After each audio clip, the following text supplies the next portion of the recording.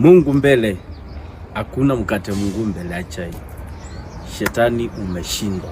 Huu mwaka lazima tufuke. In Jesus name lazima tufuke huu mwaka kwa jina la Yesu.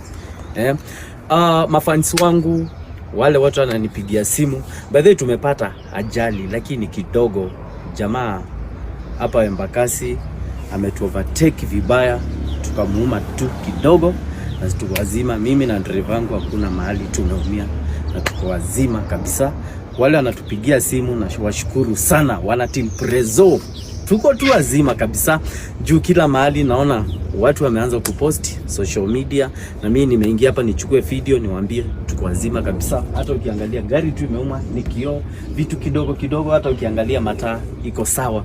So tumeingia hapa Embakasi tumalize kila kitu, tuandikishe, nitoe gari niende nitengeneze. So nimewaletea ujumbe nikwambia tuko wazima, mimi na driver wangu hakuna mtu ameumia mahali. Hata yule mwingine huyo jamaa tumefanya accident naye, hata yeye hakuna mahali ameumia, ni mzima kabisa. So hiyo ni kitu ya kumshukuru Mungu.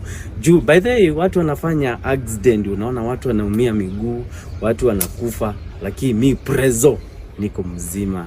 Na wale watu nimeona watu pale media wanaingia huko wanaanza kuongea mambo mingi, sijui juzi ametoa shosho yake saa hii majini sijui nini. By the way acheni niwaambie, si mimi wa kwanza kupata accident. Saa hii kama nimeingia hapa nimewaletea ujumbe nikwambia Prezo nikiwa mzima, na je kama ningekuwa nimeumia kila mahali kwa hivyo watu wengi naona wangekuwa na furahi, lakini naye Mungu ametupigania tuko wazima.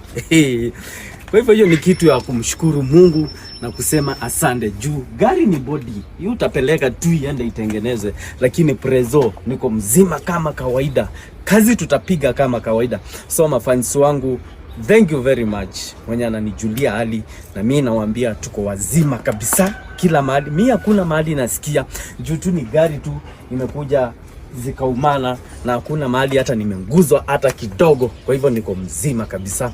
Thank you. Bye bye.